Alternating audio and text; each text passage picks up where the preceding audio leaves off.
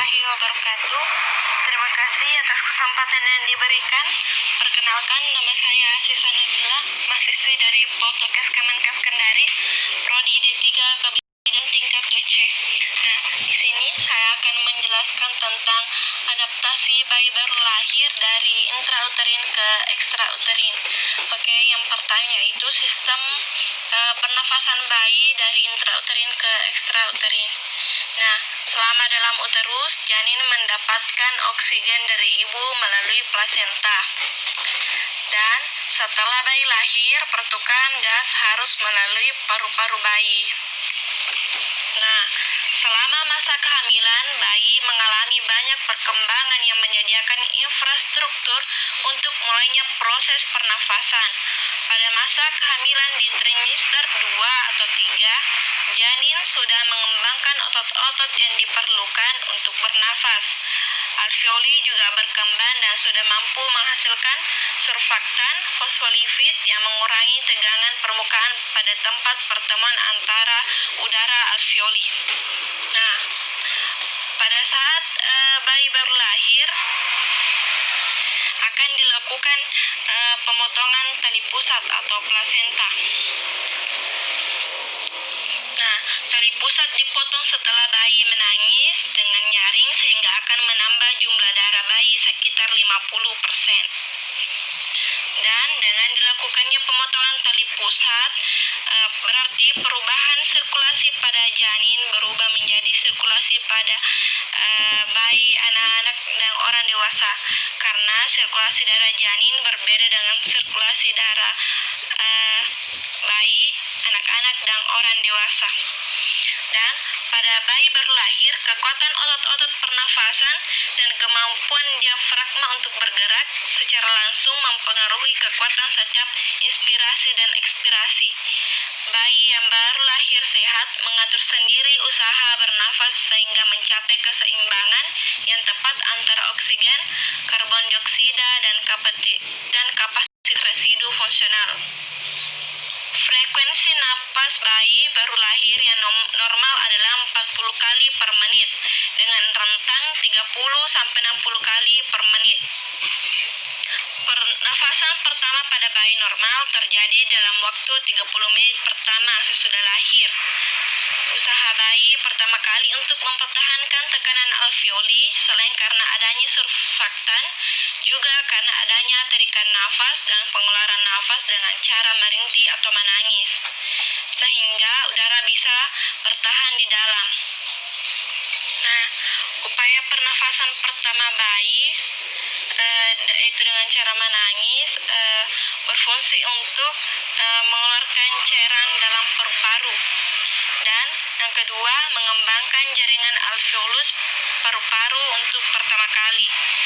Nah, agar alveolus dapat berfungsi, harus terdapat surfaktan atau lemak lecitin yang cukup dalam aliran darah ke paru-paru. Produksi surfaktan dimulai pada 20 minggu kehamilan dan jumlahnya meningkat sampai paru-paru matang atau sekitar 30-34 minggu kehamilan.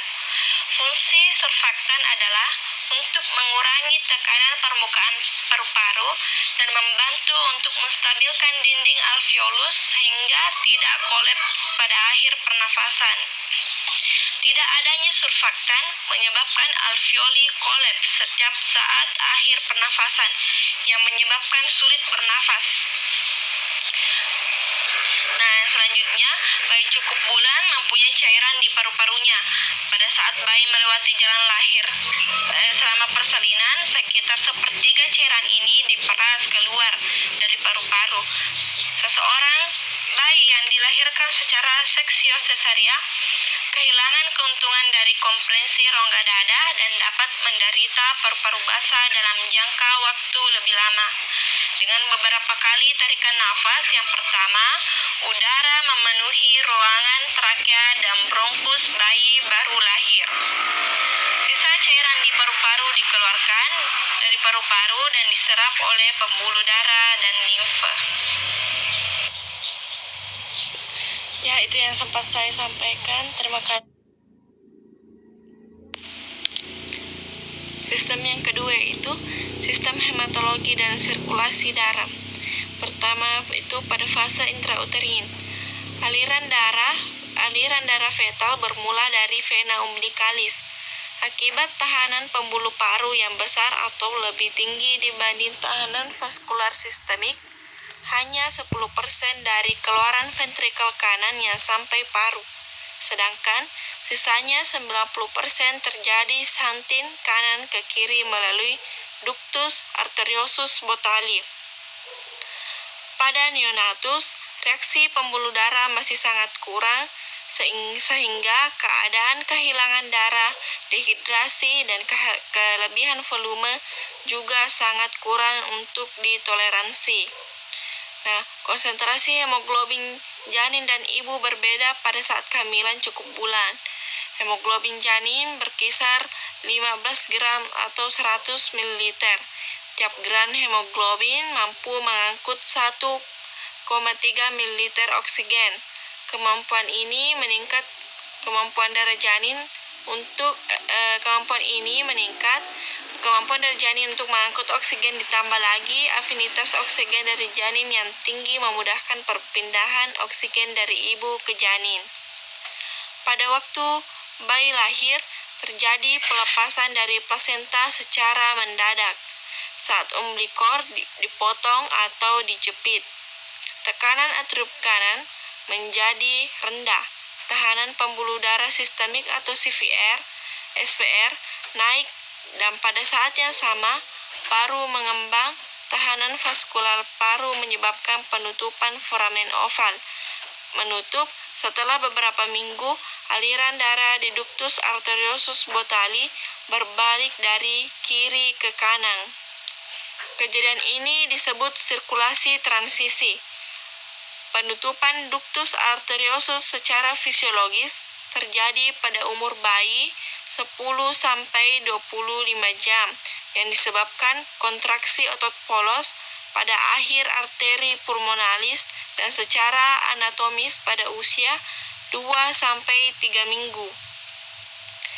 Nah, selanjutnya tekanan sistolik merupakan indikator yang baik untuk menilai sirkulasi volume darah dan dipergunakan sebagai parameter yang adekuat terhadap penggantian volume. Otoregulasi aliran darah otak pada bayi baru lahir tetap terpelihara normal pada tekanan sistemik antara 60-130 mm Hg.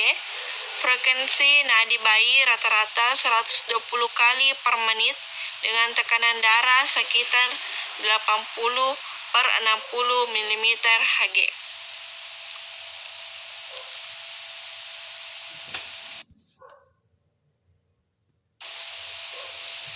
Sistem selanjutnya itu sistem imunitas atau antibodi. Nah, pada intrauterin, antibodi dari ibu melalui plasenta. Pada usia 20 minggu, janin mengandung imunoglobulin atau antibodi yaitu IgM, IgG, dan IgE. IgG merupakan golongan antibodi yang sangat penting dan kira-kira 75% dari seluruh antibodi. IgG mempunyai kekebalan terhadap infeksi kuman virus tertentu. Pada waktu lahir, tingkat IgG bayi sama dengan atau sedikit lebih banyak daripada ibu. Tingkat IgG ini memberikan kekebalan pasif selama beberapa bulan kehidupan. Selanjutnya IgM dan IgE tidak melintasi pembatas plasenta namun dibuat oleh janin. Tingkat IgM pada periode kehamilan besarnya 20%. Dari IgM orang bisa diperlukan waktu 2 tahun untuk dapat menyamai tingkat orang dewasa. Tingkat IgM yang relatif rendah membuat bayi rentan terkena infeksi.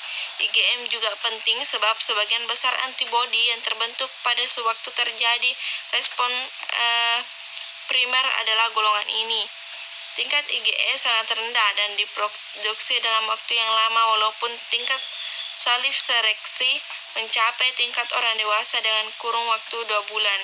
IgM melindungi dari infeksi saluran pernafasan saluran usus lambung dan mata. Sedangkan imunoglobin jenis lainnya yaitu IgD dan IgA tidak begitu berkembang pada masa awal bayi atau neonatus. Selanjutnya, ketika bayi baru lahir, bayi memiliki IgM lebih banyak dan akan kebal terhadap penyakit menular tertentu dan akan hilang, dan antibodi tersebut akan hilang sampai beberapa bulan kemudian, dan setelahnya itu sampai bayi mendapatkan vaksin dari luar.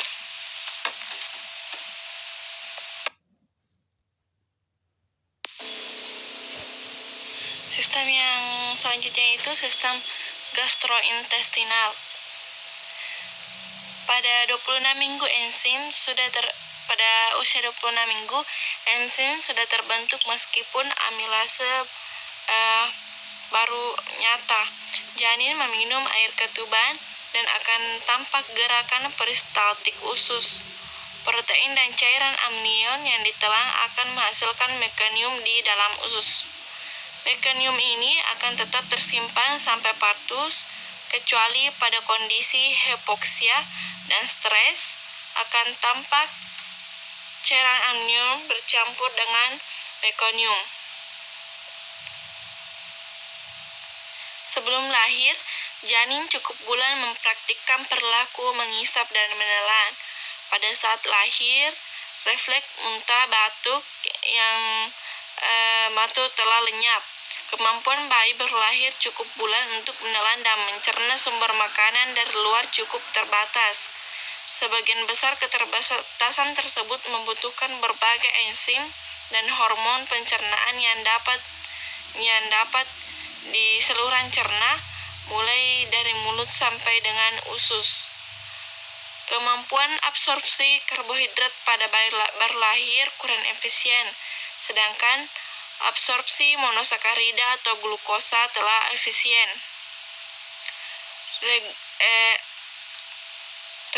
Regurgitasi pada bayi baru lahir disebabkan oleh sphincter jantung, sambungan esofagus bawah, dan lambung yang tidak sempurna.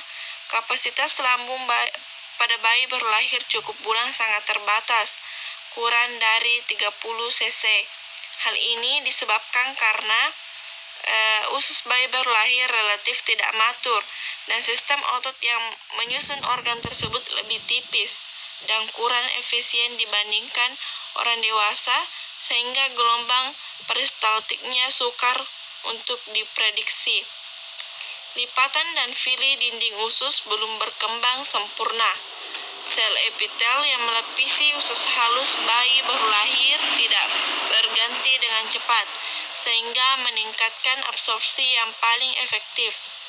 Awal pemberian makan oral menstimulasi lapisan usus agar matur dengan meningkatkan pergantian sel yang cepat dan produksi enzim mikrofilus. Epitel sel yang tidak matur mempengaruhi usus untuk melindungi dirinya dari zat-zat yang sangat berbahaya. Pada awal kehidupan, bayi baru lahir menghadapi proses penutupan usus, atau permukaan epitel usus menjadi tidak permeabel terhadap antigen. Sebelum penutupan usus, bayi akan rentan terhadap infeksi virus atau bakteri, dan juga terhadap stimulasi alergen melalui penyerapan molekul-molekul besar oleh usus. Kolon bayi baru lahir kurang efisien dalam menyimpan cairan daripada kolon orang dewasa, sehingga bayi cenderung mengalami kompilasi kehilangan cairan, misalnya gangguan diare.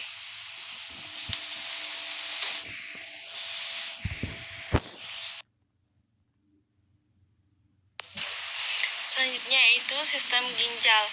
Pada 22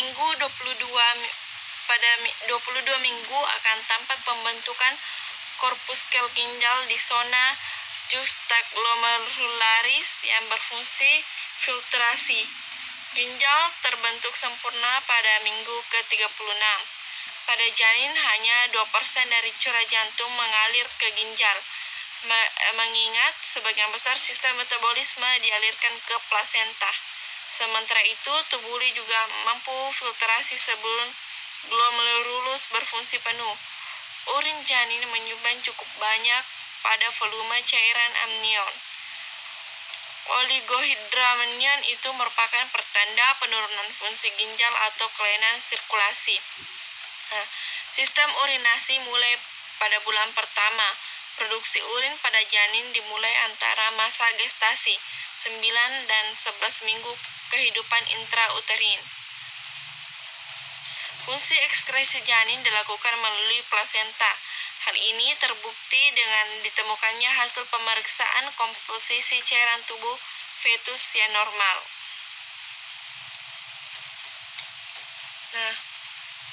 Ginjal janin mulai terbentuk pada kehamilan 12 minggu. Di mana dalam kandung kemih telah ada air kemih yang diekskresi ke dalam air ketuban. Pada bayi baru lahir, kapasitas kandung kemih kira-kira 45 cc dan produksi air kemih rata-rata 0,05 sampai 0,10 cc per menit. Ginjal bayi baru lahir menunjukkan penurunan aliran darah ginjal dan penurunan kecepatan filtrasi glomerulus. Kondisi itu mudah menyebabkan retensi cairan dan intoksisasi air. Fungsi tubulus tidak matur sehingga dapat menyebabkan kehilangan natrium dalam jumlah yang besar dan ketidakseimbangan elektrolit lain. Bayi baru lahir tidak mampu mengonsentrasikan urin yang baik yang tercermin dalam berat urin 1,004 dan osmolitas urin yang rendah. Semua keterbatasan ginjal ini lebih buruk pada bayi ukuran bulan. Pada bayi baru lahir, mengekskresikan sedikit urin pada 40 jam pertama kehidupan, seringkali hanya 30 hingga 60 ml. Seharusnya tidak terdapat protein atau darah dalam urin bayi baru lahir. Debris sel yang banyak dapat mengidentifikasi adanya cedera atau iritasi di dalam sistem ginjal.